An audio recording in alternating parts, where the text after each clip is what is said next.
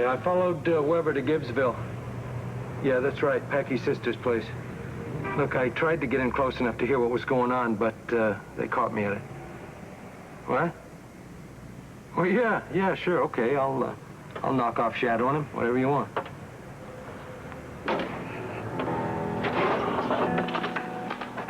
Well, I searched the whole block and up and down the alley. Just pulled out in that car. What car?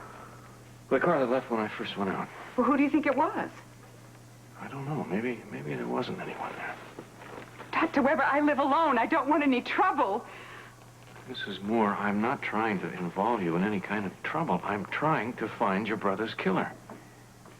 Did he ever mention a man by the name of Anthony Hand? No, he never mentioned anyone like that. We were not as close as you seem to think we were. Oh, I have a clipping. He kept it in the back of a picture. Yes, and I kept clippings about him, but nobody ever told me anything.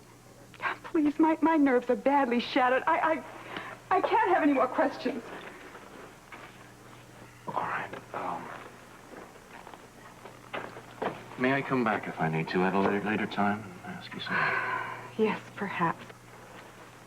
Goodbye, Dr. Weber. I'm sorry to trouble you. Thank you.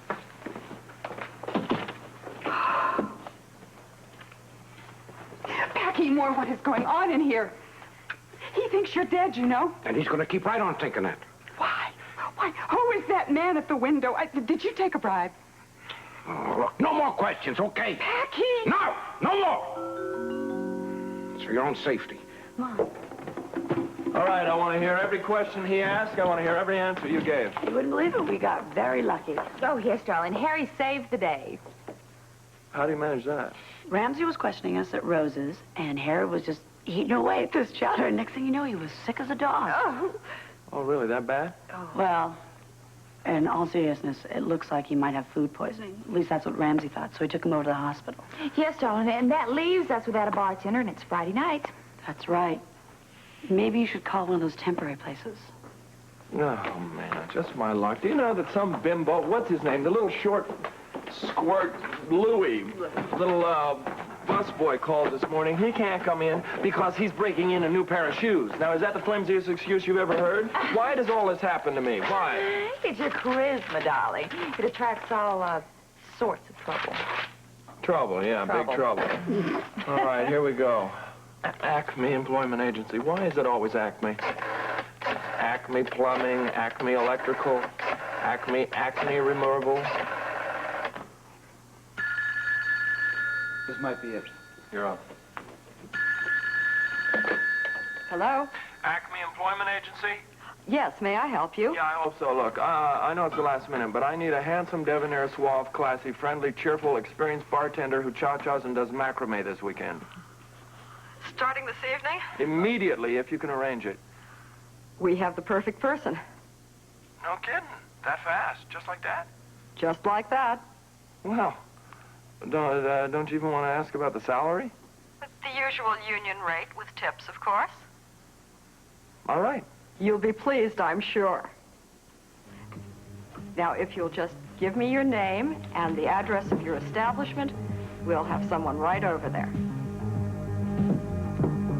Yes, sir, he's on his way. How you doing today? Tired, boy, I'll tell you. My foot hurts. Isn't Rick back from Gibbsville yet? Oh, I'm expecting him any minute. What have you got on the menu tonight? Everything except the chowder. I think I made a bad batch earlier today, but don't tell anybody. Okay. Do you want some wine while you're deciding? No, this is takeout. I gotta get dinner for the folks at home. No time to cook tonight, huh? I haven't had time for anything since Alice left. In fact, I even put up a notice on the bulletin board at the hospital this morning for a temporary housekeeper, believe it or not. But I haven't heard from anybody yet, so I don't know. Well, why don't you put up a notice in here? All kinds of people are looking for work on the waterfront. Have you got a pen? Have I got a pen? I've got pen, paper, everything you need. Good, thanks. Listen, what I will do probably is just take 4 fish and chips dinners. Keith, you hear that? 4 fish? Yeah. I'll drop them in soup for Thank you, Rose. you, thank you. Look at those pens. Yeah, I keep this stuff around. Paper in every color. This is for when Mike comes down. You know how much he loves to draw. Oh, that's sweet. Okay,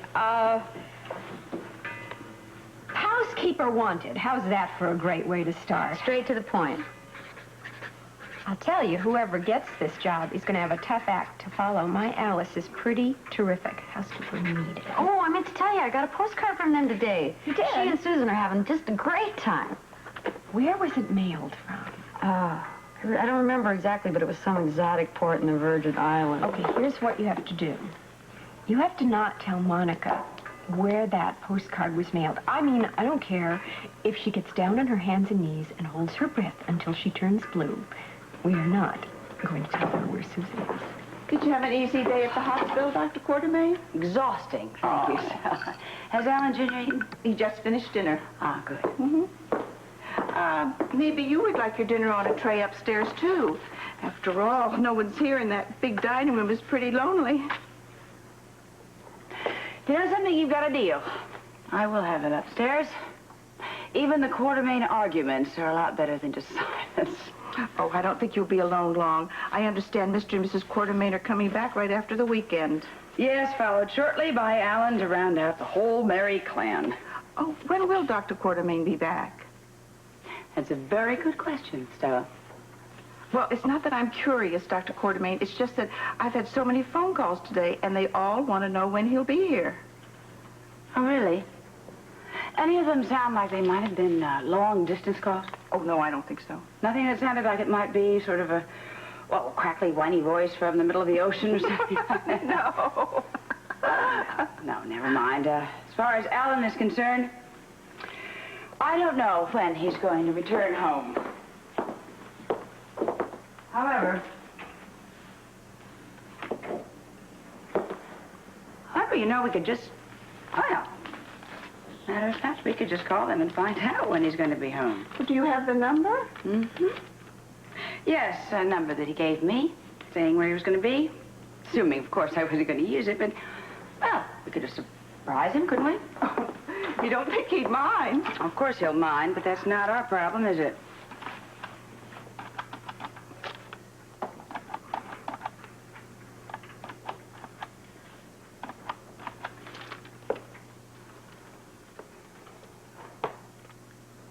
Yes, I'd like to speak to Dr. Alan Quartermain. He is there on a medical convention.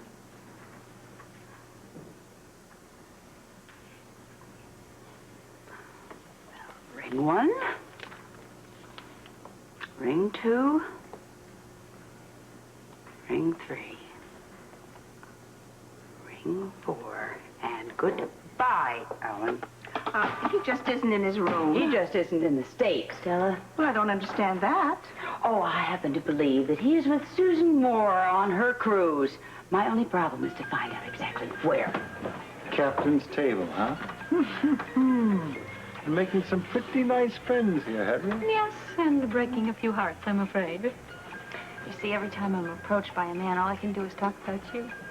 Breaking their hearts, huh? Mm-hmm. You're boring them to death is what you do. If there's anything you are not, it is boring. I'm so glad you're here. Finally, I have you all to myself.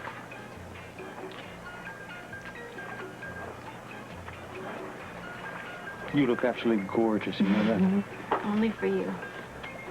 You know, I was worried all week long. I thought you might change your mind and decide not to come. Want the truth? I always want the truth. I had second thoughts. Especially after I spoke to Lee and he was so emphatic that we remained separated. You're going to get partial custody of Alan Jr. I'm sure of it. It wasn't only that. Money? It's never the money. I'm really concerned about what this is all doing to you. I'm fine. I know, but you're fine for now, and this is going to end soon, and then we're going to have to leave separately and go back to Port Charles. And finally put a rest to all of this.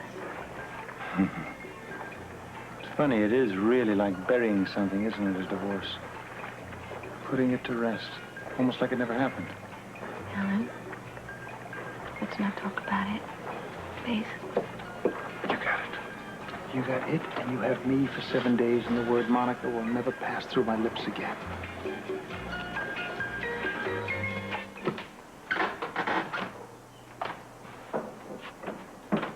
Hi, I'm Walt Abel from the Acme Employment Agency. Oh, the bartender. Yes, ma'am. Oh, thank goodness, darling. Come this way. I have got so many things to tell you. Are you certified with this sort of thing?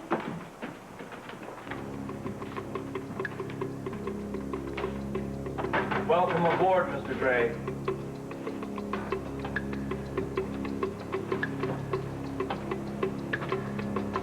I've been waiting quite a while for you. What took you so long? I'd wanted to wait to make sure you hadn't called in the police. Now, why would I do that? Why wouldn't you? I wouldn't want to scare you off. I thought that was possible. In this game, Mr. Gray, obviously anything is possible. This game is far from finished. Why don't we put our swords down, so to speak, and discuss our next move in a more civilized manner, say over a drink? On me. Beer. Let me tell you something about beer, Rose. It's fattening. I don't need that. What it does to my stomach, I certainly don't need that. But on days like this, it can be a lifesaver. So drink up before it gets warm.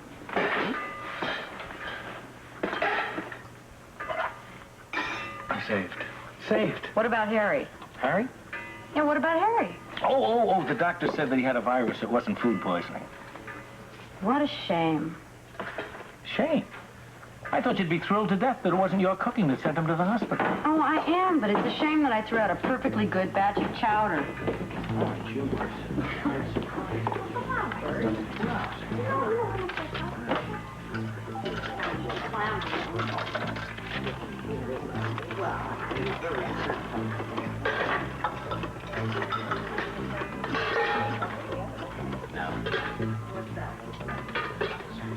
Yes, Mrs. Weber, please.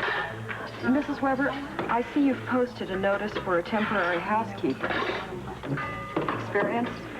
Yes, ma'am, I have lots of experience. Now, the glasses are back here.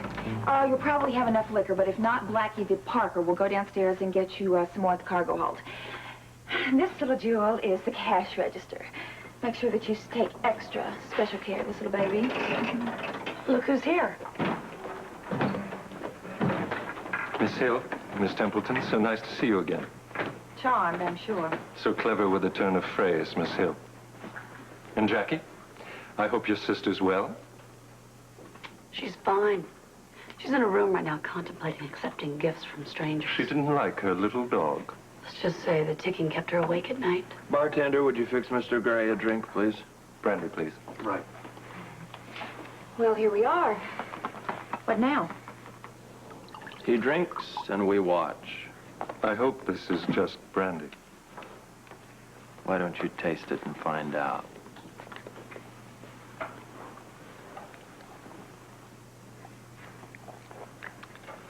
Excellent.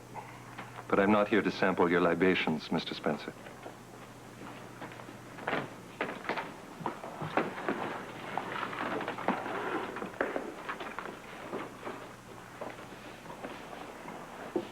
You're here for the sword. And you want the helmet. That seems to be the situation. Would you agree we're at an impasse? I would agree. Be reasonable, Mr. Spencer. These objects mean nothing to you. You don't care about them. Why risk all that's precious to you? This ship, your beautiful friends, your life, for something you don't really want? You're right. Then you'll give me the sword. No, I didn't say that. I said you're right that I don't care about the sword. For all I care, you can take that sword and that helmet and anything else you like. Melt it down and make Captain Courageous decoder rings. What I want to know is why. Why what? Why do you want it? Why is it so important? What is behind all of this?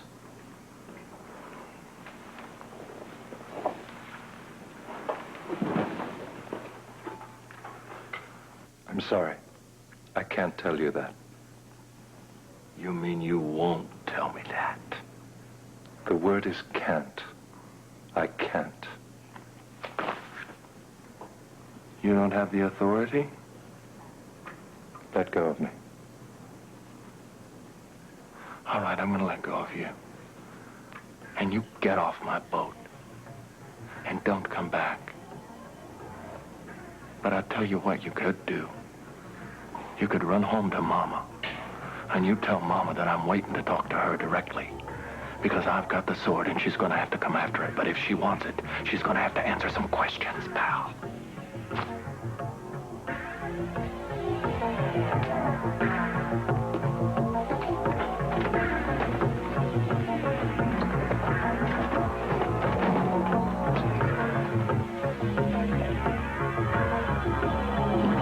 Benji takes a dive at Marineland. After, the Pink Panther is bouncing along the rocky road to love in the fun-filled adventure Pink at First Sight.